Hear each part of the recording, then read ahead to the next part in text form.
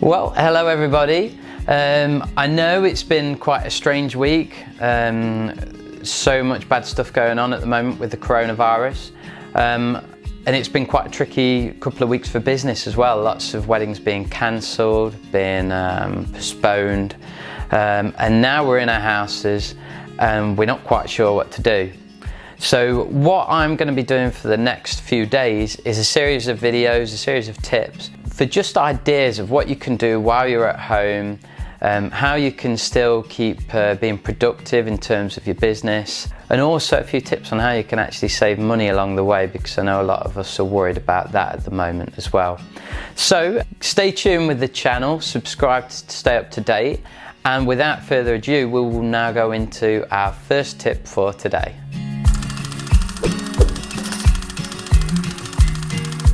Okay, so the first tip I've got for you is all about making the most of all the archive footage you've got from previous years. If you're anything like me, you'll probably say in your contract that you will delete all the files after a certain time, but like me, I've got lots of these drives. I normally buy 2 every year, one as a main drive for the year and one as a backup, and I've not deleted anything for the 5 years I've been filming weddings.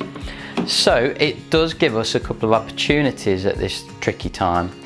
The first opportunity is we can go through some of our older weddings, and assuming the couple didn't purchase a longer edit, you could get back in touch with them, tell them that with this time off, you're cleaning through your system, you're getting rid of some old weddings that you no longer need, and just asking them whether they would be interested in having a longer video. You're about to get rid of the footage and you just wanted to check with them. I think you've got to be really careful with the wording of this, not being pushy, but just giving them the chance. If they do choose to have an extended edit, it's quite an easy job really. You've probably already done the ceremony speeches and the dance for them.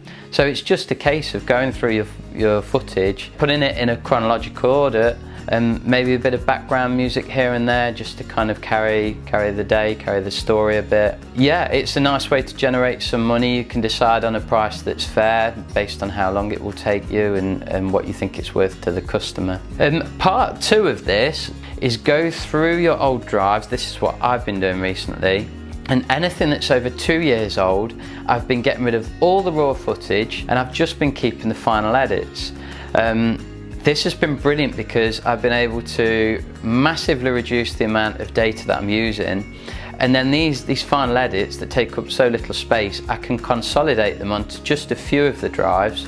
I can then format the old ones, and that will mean next year, instead of needing to buy new drives for my weddings, I can use the ones that I've already got. So what I've actually been doing with weddings that are less than 2 years old, I've been keeping the best shots, getting rid of the shots that we don't need anymore.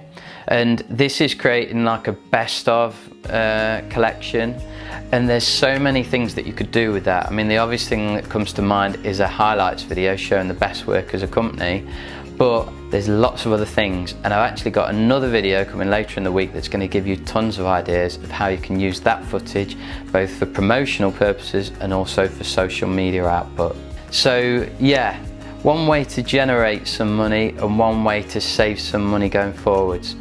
I hope it's been useful to you, the tips. If you have any questions whatsoever, please pop them down below in the comments section, and I'll see you next time.